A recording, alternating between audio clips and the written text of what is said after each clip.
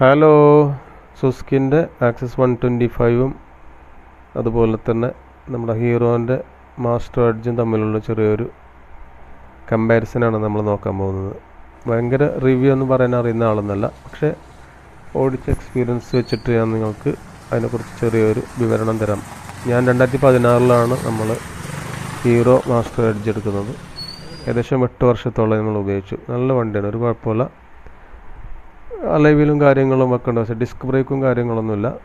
പിന്നെ കണ്ണാടിയും കാര്യങ്ങളൊക്കെ പ്ലാസ്റ്റിക്കാണ്. പിന്നെ ചാർജിങ് പോർട്ടൊക്കെ വണ്ടിൻ്റെ ഉള്ളിലാണ് വരുന്നത്. മൊബൈൽ ഹോൾഡറും കാര്യങ്ങളൊന്നുമില്ല.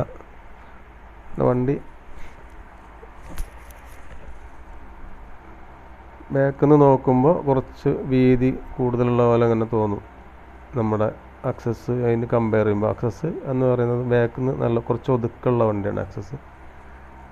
ഇതിനാകുമ്പോൾ പെട്രോൾ അടിക്കാനും പെട്രോൾ ടാങ്കിനും ഹാൻഡലിനും അതുപോലെ സ്റ്റാർട്ടിങ്ങിനും അതുപോലെ സീറ്റിനൊക്കെ ഒരു ഒറ്റ സ്ഥലത്താണ് ചാവി ഇടുന്നത്. ആക്സസ് ആകുമ്പോൾ പെട്രോൾ ടാങ്കിന് നമ്മൾ ഇറങ്ങിയിട്ട് സെപ്പറേറ്റ് ചാവിയിട്ട് നമ്മൾ തുറക്കണം.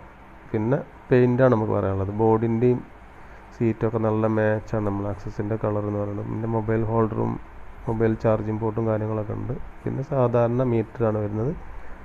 അതിൽ LED കാര്യങ്ങളൊക്കെ വരുന്നുണ്ട്. പിന്നെ സ്വിച്ച് വണ്ടി സ്റ്റാർട്ടാക്കാനും ഓഫാക്കാനൊക്കെ സ്വിച്ച് വേണം. പിന്നെ കമ്പനി നല്ല മാറ്റ് വരുന്നുണ്ട്, ഫിക്സ് ചെയ്തിട്ടാണ് വരുന്നത്.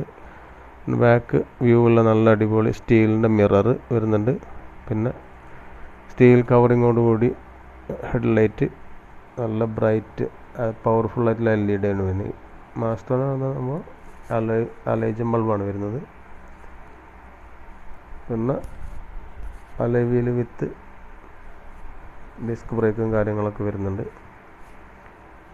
പിന്നെ കാർബറേറ്ററാണ് മാസ്റ്റർ എഡ്ജിന് വരുന്നത്. പെട്രോൾ സ്റ്റോർ ചെയ്യാനുള്ള കപ്പാസിറ്റി ഉണ്ട് കാർബറേറ്റർ ആകുമ്പോൾ. ഇതിനാകുമ്പോൾ ആക്സസിന് ഇഞ്ചക്ടറാണ് വരുന്നത്. അതുകൊണ്ട് തന്നെ എപ്പോഴും പെട്രോൾ അതിൽ റിസീവറിൽ ഒരു 1.5 ലിറ്റർ എപ്പോഴും പെട്രോൾ അതിൽ വേണം, ഇല്ലെങ്കിൽ ചിലപ്പോൾ പണി കിട്ടും.